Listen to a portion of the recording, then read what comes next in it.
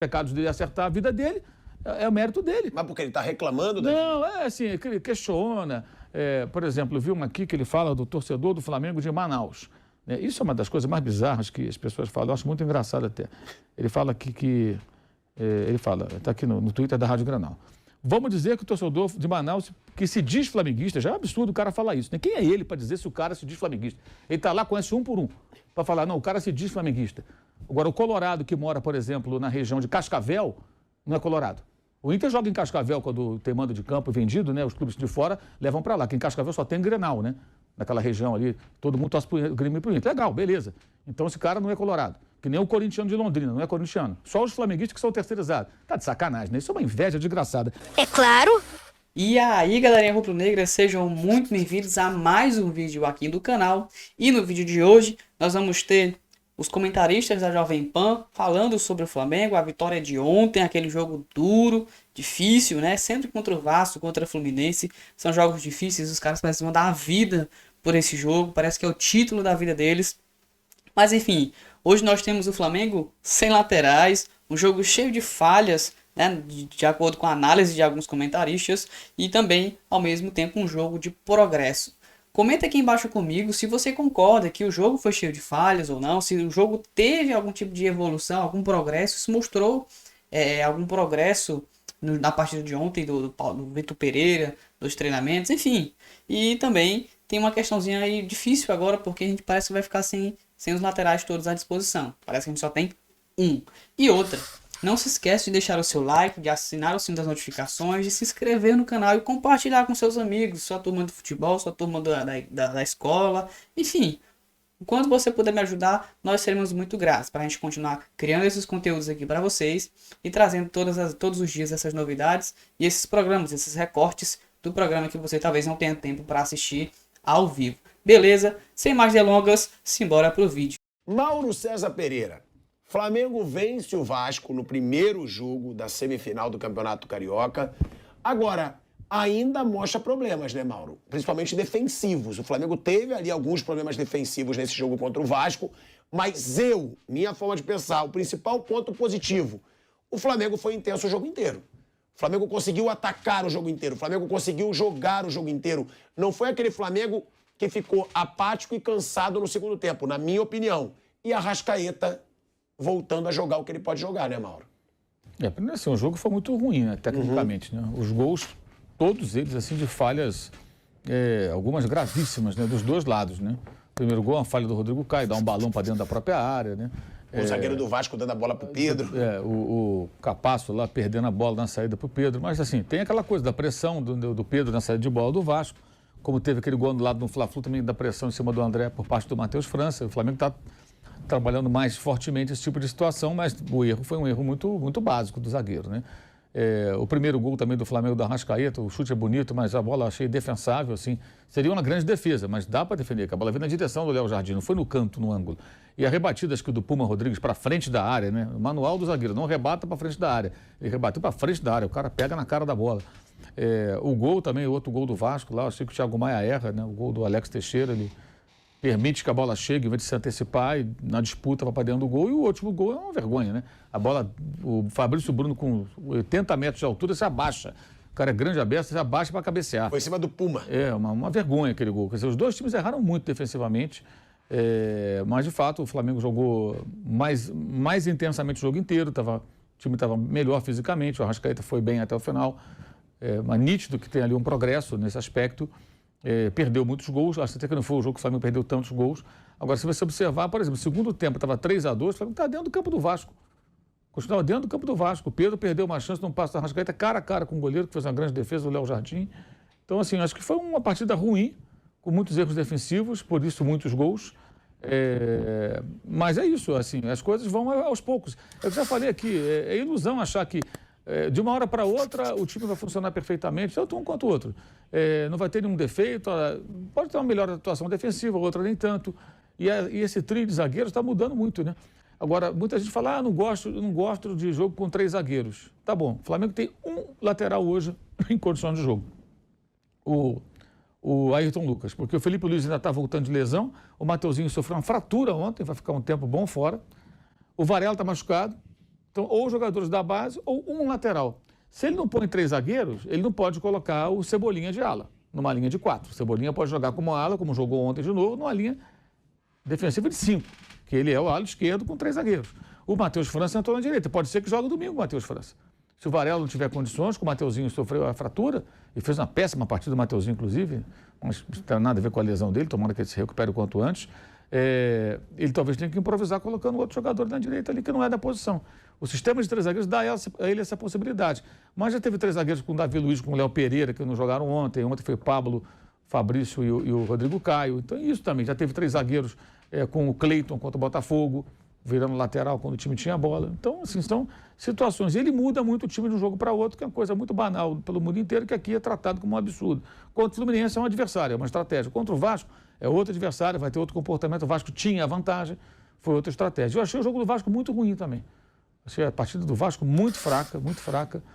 Já tinha ido mal contra o Bangu. Foi um jogo ruim do Bangu. Por muito pouco ele empatou aquele jogo, depois acabou tomando um gol no final, quando já tinha um jogador expulso.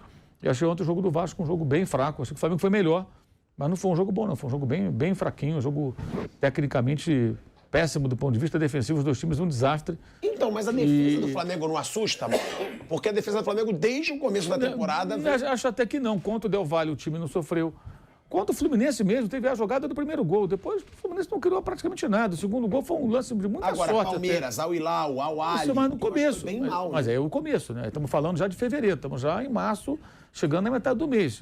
O Arrascaeta não conseguia andar. Ontem já jogou melhor. Ontem acho que foi uma recaída. Acho que nos últimos jogos a defesa até se comportou melhor.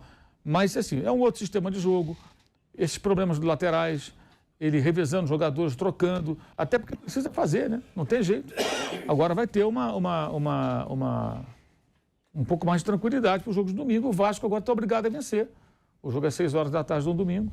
E nesse momento, curiosamente, a coisa mudou, né? Quem está mais próximo da final pode mudar tudo no final de semana. É o Volta Redonda e o Flamengo. Há poucos dias era tudo, o Vasco está demais, o Fluminense, Taça Guanabara. Mudou. Mudou. Sabe por quê? Porque esses campeonatos são pré-temporada, eles não valem tanto. As coisas mudam de uma hora para outra. Pode ser que segunda-feira já completa o Vasco Fluminense na final. Tudo pode acontecer. E entendo que, assim, ontem acho que houve um certo progresso. Acho que por parte do Flamengo. Mas defensivamente o time foi muito mal. Um progresso em outros aspectos, né? E o Arrascaeta mais inteiro, mais em condição, muda bastante, né? O Pedro, uma presença diária, que o Flamengo não teve nos últimos jogos. O Gabigol, acho que se entregou muito, lutou muito, correu e tal, mas fez uma partida fraca também. E os dois perderam gols ali, que não dá pra perder. Especialmente o Pedro, aquela do Arrascaeta, que ele chuta, o goleiro defende, a bola que ele... Gabigol também, uma bola na linha da grande área, sumiu a bola de direita. Perna direita, que é um desastre, é cega, né? Impressionante. Enfim, mas assim, foi um jogo fraco. O jogo não foi bom, não. Achei que o Flamengo foi melhor que o Vasco. O que eu gostei mais foi 3-2, o time estava dentro do campo do Vasco. Ou seja, continuou atacando e aguentou fazer isso, né? Em jogos recentes, o time morria. Até a expulsão do Matheus Gonçalves. Que foi uma expulsão bem rigorosa. Primeiro cartão. Eu também achei. E o segundo, achei que ele esbarrou mais no peito foi o Piton, né? E lógico, o jogador já esbarra a mão aqui na altura do ombro, aqui, o cara já põe a mão, parece que arrancaram o olho, né? Sabe? Do cara. Põe a mão no rosto, se rola no chão todo e tal. O juiz um horror. Eu não sei qual foi o pior, o do fim de semana. Graziano? O do fim de semana, não, o de quarta-feira, que foi o Graziano, lá do Fla-Flu, né? Ou o de ontem. Cara, que coisa aquela arbitragem do Rio de Janeiro. Como eles são ruins. Ó, o Vitor...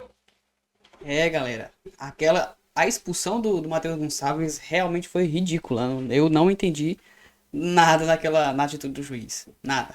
Eu acredito que até o segundo lance poderia levar um cartão amarelo, normalmente, porque bate o braço ali e geralmente o juiz sempre dá aquele cartão amarelo ali naquele tipo de jogada. Mas aquele primeiro era uma disputa de bola normal, disputa de espaço, o cara tava querendo proteger a bola. Mas enfim, o juiz a gente já sabe que não dá muito pra confiar mesmo, não. Agora, o estilo de jogo que o Vitor Pereira tá colocando no Flamengo é um estilo de jogo diferente que a gente não tinha visto ainda no nosso Flamengo.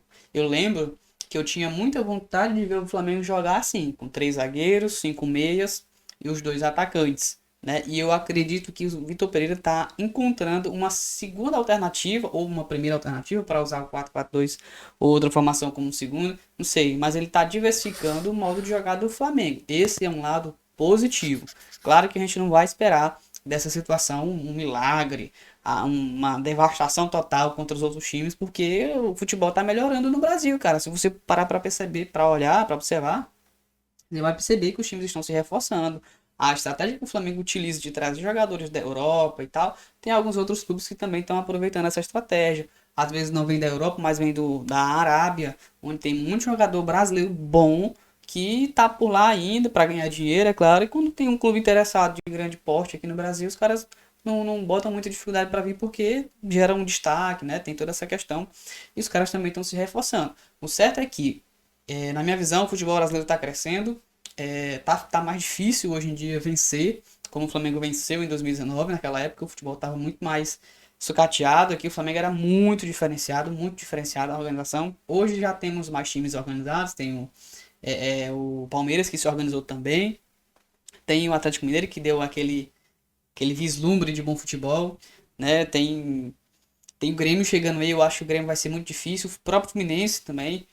Enfim, mas o fato é que no final das contas eu acredito que o trabalho do Vitor Pereira pode dar certo sim, se a gente tiver paciência e deixar o time trabalhar do jeito que está trabalhando agora, se o time de repente começar a cair de rendimento abruptamente, sem correr, sem dar ligas, aí a gente vai ter que observar e fazer uma outra avaliação. Mas no momento, até agora, a gente precisa deixar esse trabalho se desenvolver um pouco mais para a gente ver onde é que ele pode chegar. E eu acredito que agora o Vitor Pereira está começando a encontrar a liga entre os jogadores e está colocando ali o Arrascaeta, né, atrás dos volantes, entre o zagueiro e o volante, e pode ser uma jogada bacana, interessante para que o Arrascaeta tenha liberdade de colocar o Pedro, o Gabigol ou outro jogador ali na frente para fazer o gol, beleza? E até mesmo marcar gol, como foi ontem, né? Ele estava ali por aquela posição e fez aquele golaço, gol de placa. Ele é demais, é o debochado, como diz